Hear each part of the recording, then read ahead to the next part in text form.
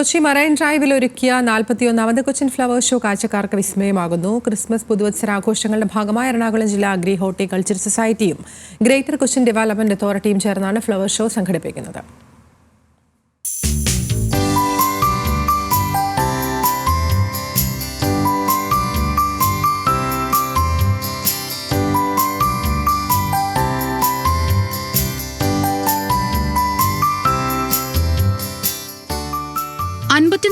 ചതുരശ്ര അടിയിലാണ് flower show ഒരുക്കിയിരിക്കുന്നത്.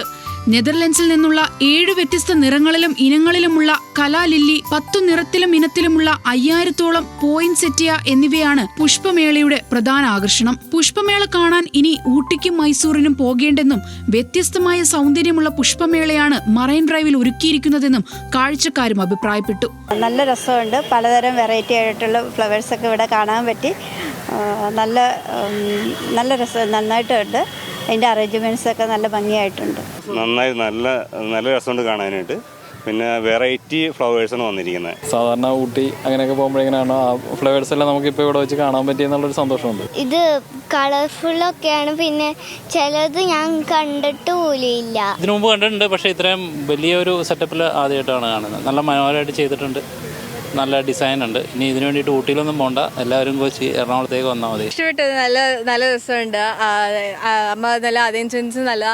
അമ്മ ഇങ്ങനെ വീട്ടിലും ഇങ്ങനെ വളർത്തുന്നുണ്ട്. അപ്പോൾ ഇത് വലിയൊരു സ്കെയിലിൽ കാണാൻ നല്ല രസമുണ്ട്, നല്ല ഭംഗിയുണ്ട്. നിലതൊട്ട് നിൽക്കുന്ന ഇലകളുള്ള തായ്ലൻഡിൽ നിന്ന് കൊണ്ടുവന്ന ബോസ്റ്റൺ ഫേണും കാഴ്ചക്കാർക്ക് കൗതുകമുണർത്തും.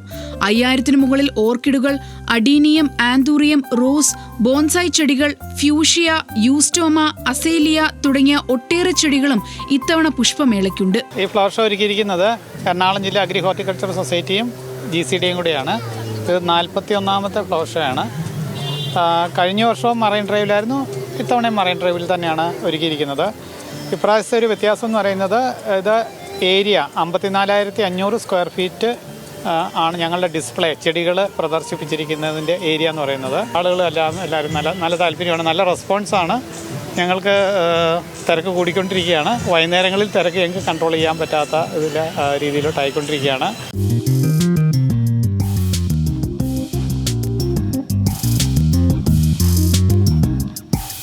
രാത്രി 9 വരെയാണ് പ്രവേശനം. മുതിർന്നവർക്ക് 100 രൂപയും കുട്ടികൾക്ക് 50 രൂപയുമാണ് പ്രവേശന ഫീസ്.